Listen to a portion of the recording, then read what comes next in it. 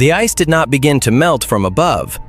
It melted around him, as if the mountain itself had decided to give up what it had kept locked away for far too long. Gray stones shone with cold water. The wind cut the skin. Somewhere underfoot, old dirty snow cracked, dense and hard, like a broken bone. And in the middle of that white noise, a human back began to appear from the glacier. At first, it looked like a tragedy from our own time, a dead climber, a tourist no one had found in time. Just another body in the mountains, where the weather can kill faster than a person has time to feel fear. But then came the first impossible detail. This man had not died yesterday, not in the last century. He had been lying there for more than 5,000 years. And still, the main mystery was not that he had been preserved, not the copper axe, not the arrow lodged in his body, not the question of who had killed him high in the Alps. The most disturbing mystery was hidden deeper, in a place no eye could see. Inside the dead man remain traces of life that we cannot see. Microbes, bacteria, yeasts. Invisible witnesses that survived death, ice, the museum, laboratories, and every attempt we made to call the past a closed case. Everyone thought Ötzi was preserving the secret of his death, but the real secret was something else. What if the most important thing inside him did not die with him? What if this frozen man can tell us not only about an ancient murder, but about what modern humans may have lost inside their own bodies? The official version sounds almost calm. A man from the Copper Age was crossing a high mountain pass. He was armed. He carried clothing, tools, a bow, arrows, a knife, and a valuable copper axe. Then someone shot him with an arrow. The arrowhead entered the shoulder area, damaged a major blood vessel, and the man may have bled out among snow and stone. The ice covered him, hiding him from animals, from people, from time. Thousands of years later, he was found, called the most famous ice mummy in Europe, and placed behind glass. The story seems complete. There is a body. There is a weapon. There is a wound. There is a glacier. There is a museum. But here is what is strange. The deeper scientists studied Ötzi, the less he looked like a dead exhibit, and the more he looked like a crime scene where new witnesses kept arriving. In Bolzano, behind museum glass, he lies inside a cold chamber. Everything there is built around control. Air, humidity, temperature, light, access. His body is kept in conditions meant to imitate the icy silence of the mountains.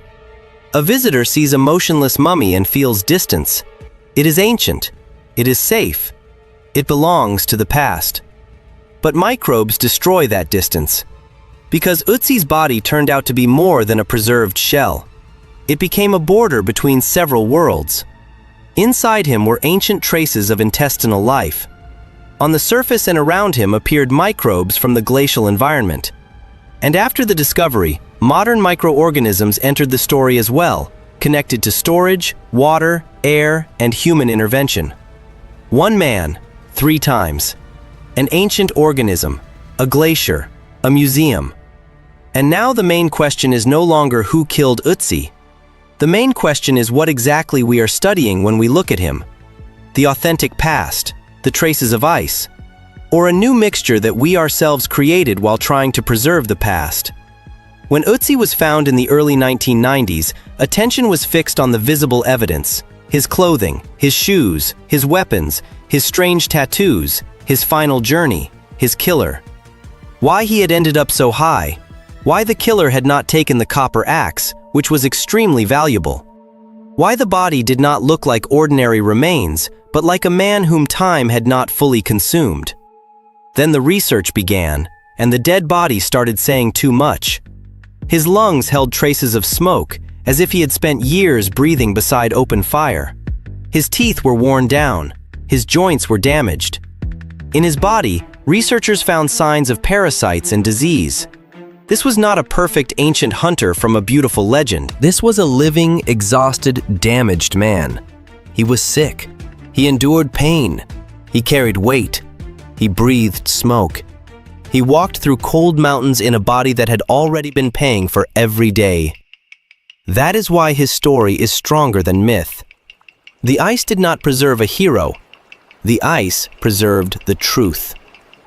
But then the body opened another door. Scientists reached the inner world of Ötzi, the part that usually disappears first. The remains of food, the stomach, the intestinal traces, the microbes that once lived inside him. And here, ordinary archaeology ended. An investigation into human health began. It is easy for a modern viewer to think that ancient humans were simply dirtier and weaker versions of us. They had no antibiotics, no hospitals, no clean water, no refrigerators, no urban medicine. So they must have been less protected. And in many ways, that is true. The past was not paradise. The past was dangerous, painful, and brutal. But one detail ruins that comfortable picture. The internal microbial world of an ancient human may have been much richer and differently structured than that of a person living in a modern industrial city. That does not mean Ötzi was healthier than us. It means our bodies have become different, not only on the outside, inside. We are used to thinking of progress as a straight line upward, more medicine, more cleanliness, more control. But Ötzi's microbes ask an uncomfortable question. What if, on the road toward safety, we erased part of an ancient internal ecosystem without understanding its cost? This is not a pretty theory about returning to the past. It is much more disturbing. Because inside Ötzi's body, two truths are visible at once. Ancient life was hard and dangerous, but modern life may have impoverished the invisible world inside us. And if both truths are correct, then the history of health stops being a simple victory story. In one of the strongest turns, researchers focused on a bacterium connected to the stomach. In modern people, it can live inside the body and sometimes be connected to serious illness. In Ötzi, its ancient form became more than a medical finding. It became a historical clue. Because bacteria like this can carry traces of ancient human movement, think about that. Not a stone wall, not a royal inscription, not a forgotten map, not a manuscript from a sealed archive. A microbe in the stomach of a murdered man helps raise questions about the movement of people in ancient Europe. Suddenly, history is not only written in bones and weapons, it is written in pain, in infection, in what a human being carried inside himself without even knowing it. And this is where the real problem begins. If microbes can be historical witnesses, then Ötzi's body becomes an archive that can be contaminated far too easily. One wrong layer, one modern trace, one storage mistake, and the past begins to speak in someone else's voice. Imagine a laboratory table, cold light, gloves, a tiny sample taken from a body older than many civilizations. At first glance, the sample should answer a simple question: what was ancient? But instead, it asks a new one: what in this truly belonged to Ötzi, and what arrived later? Scientists have to separate the layers almost like investigators returning to a crime scene that has been touched for far too long. Here are the internal ancient bacteria, carrying signs of old, damaged material. Here are microorganisms linked to the glacier and the cold environment. Here are traces that may have appeared after the discovery, in the museum chamber, in the water, in the air, in the preservation system itself. Each layer looks like a witness, but not every witness saw the murder. And here comes the turn that sounds almost impossible. Some microorganisms connected to Ötzi's glacial and museum history were not found merely as dead traces. Researchers were able to work with cold-loving yeasts connected to this microbial environment and show that they can behave actively under modern conditions. This does not mean Ötzi ate bread made with these yeasts. It does not mean ancient cuisine was resurrected from a mummy. That kind of sensation would be false. The truth is stronger and more unsettling. Ötzi's body turned out not to be a sealed capsule, but a living border between the past and the present. Something inside speaks about the ancient human. Something around him speaks about the glacier. Something on the surface speaks about our attempt to preserve him. And all these voices have to be separated from one another, or the story turns into noise. If until now you imagined a museum mummy lying still and simply waiting to be studied, try to imagine something else. Every day the chamber maintains the cold. Every day the body exists inside an artificial environment. Every day preservation continues. And every day there is a risk. By saving the past, we may be changing its traces. This is not an accusation. Without complex preservation conditions, Ötzi could have been destroyed. If he had been left unprotected, we might have lost one of the most important archaeological archives in Europe. But this is exactly where the story becomes uncomfortable. Preservation is never completely neutral. Water is not neutral. Air is not neutral. Temperature is not neutral. Human hands are not neutral. Even care leaves a trace. And now, Ötzi is no longer just an ancient man behind glass. He has become an experiment that continues after death. An experiment with time, ice, microbes, and our confidence that the past can be preserved in a pure form. If you have thought of Ötzi until now as just a famous mummy, pause on one idea. His body does not only tell us how a man from the Copper Age died, it forces us to choose what to believe: the visible story of the arrow or the invisible story of the microbes. Write in the comments honestly. If you were given the chance to open a new sample from Ötzi's body, but there was a risk of changing part of that archive forever, would you allow the research, or would you close the chamber and leave him in peace? That choice is not empty. It sits at the center of the entire story. Science wants to know more. The museum must preserve. The public wants mystery. And Ötzi's body is not infinite. Every sample is costly because it cannot be put back. The most disturbing thing in this story is not the ancient arrow. The arrow is understandable. Someone attacked, someone was wounded, someone died. It is brutal, but the human mind knows how to close such cases. There is a victim, there is a weapon, there is death. It is much harder to close a case where the murder happened thousands of years ago, but the consequences are still moving. Ötzi's microbes carry history from the past into the present. They force us to talk about how human bodies changed, how food changed, how diseases changed, how the very environment inside us changed. The inner world of modern humans is not the same as that of ancient humans. It has been shaped by antibiotics, processed food, city life, sterile surfaces, less diversity in the natural environment, and different contact with animals and soil. All of this saved, protected, and made life easier. But it may also have reduced the microbial diversity with which humans lived for most of their history. And again, it is important not to oversimplify. Ötzi does not prove that ancient life was better.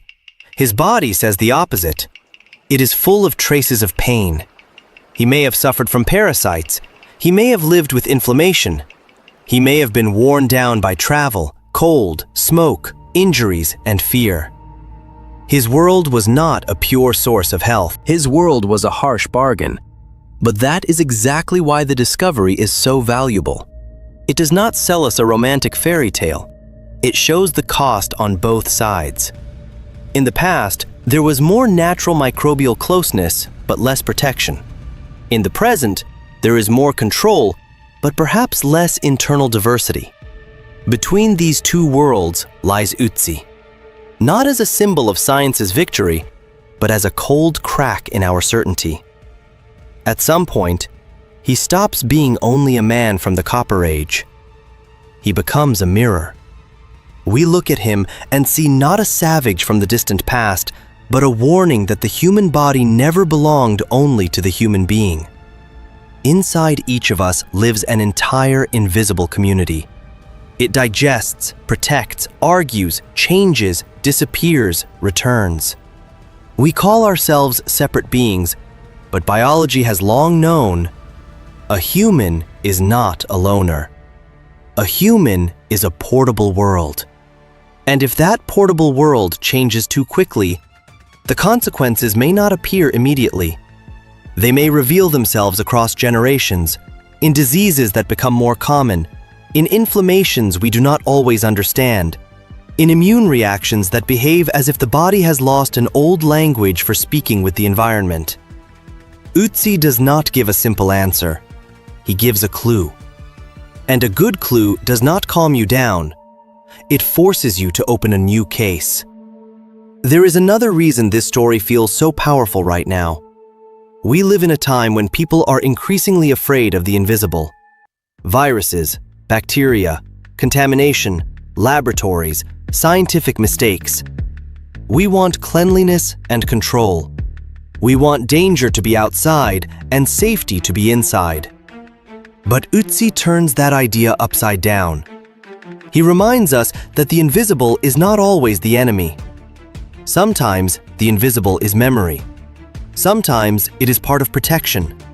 Sometimes it is a lost archive that disappears precisely because we learned how to sterilize everything too well. And yet, at the center of this enormous scientific story, there is still a human being. Not a sample, not a mummy, not a sensation. A human being. He did not know that one day he would be studied under the cold light of laboratories. He did not know his stomach would become a historical document. He did not know the bacteria inside him would be compared with the modern world. He did not know visitors would stand behind glass and look at his body as if it were a letter from another age. He was simply walking, maybe quickly, maybe heavily, maybe already wounded or being hunted. Around him were stones, snow, wind, thin air. His belongings were practical, not glorious. His body held exhaustion, not legend. And at some point, his road ended. But the glacier did not let him disappear. And that is almost cruel. Most people vanish without a trace. Their bodies return to the earth, their names are forgotten, their fears dissolve. Ötzi did not dissolve. His death became a long waiting. 5,300 years of silence, and then suddenly the whole world began asking him questions. What did you eat? Where were you going? Who wounded you? What were you afraid of? How were you sick? Which microbes lived inside you? What did we lose after you? He does not answer in words. He answers in damage, in remains, in traces. And that is exactly why his answers are hard to ignore. Royal tombs often lie beautifully. In them, power decides in advance what future people are supposed to see. Gold, symbols, prayers, order, greatness. Ötzi's body planned nothing. There is no propaganda in it, no official pose, no attempt to appear stronger. The ice preserved him by accident, roughly, without respect for secrets. That is why this archive is so dangerous. It is too honest. It shows not the ceremonial history of humanity, but the bodily one. The history of smoke in the lungs, the history of pain in the joints, the history of the last meal, the history of a wound, the history of parasites, the history of microbes, the history of what civilization usually hides beneath layers of myth. And closer to the end, all the lines converge into one larger thought. Ötzi may change not only our view of ancient humans, he may change the way we look at ourselves. We are used to asking the past where we came from, but Ötzi's body asks a different question. What exactly did we leave behind when we became modern? Maybe we left behind not only old tools, rough clothing, and dangerous roads. Maybe we left behind part of an inner world that spent millions of years learning how to live beside us. Maybe there is a cost in that loss that medicine is only beginning to understand. And maybe the most important ancient technology was not the copper axe, not clothing made of hides, not the skill of surviving in the mountains, but the invisible alliance between humans and microbes that the modern world suddenly rewrote. But the final truth offers no comfort. We cannot go back. And we should not. The past killed. The past infected. The past broke bodies early and brutally. Ötzi himself is the proof. His world was not a lost paradise, but it was different. And in that different world, inside the human body, there lived a system we still do not fully understand. We pulled Ötzi out of the ice as a dead witness to an ancient murder. What we received was a question about the future of human health. The most frightening thought in this story is not that a man can lie in ice for 5,000 years, and not that his killer vanished, leaving only an arrow behind. The most frightening thought is that a dead body turned out to be capable of showing living people their own blindness. We thought we were looking at him through glass. Maybe all this time, he was a mirror. And if one man found in melting ice can force us to reconsider ancient disease, food, migration, and the invisible life inside the body, how many more archives are lying in places where the ice retreats, deserts open, swamps dry, and sealed storage rooms remain silent? Subscribe if you want to keep following the trail of discoveries that look like museum exhibits, but are actually doors that perhaps should never have been touched. In the next story, we will move closer to another object from the past, one that was considered easy to explain for a long time, until one tiny detail began to damage the familiar timeline, as if someone had left a trace in antiquity that official history still does not know where to hide.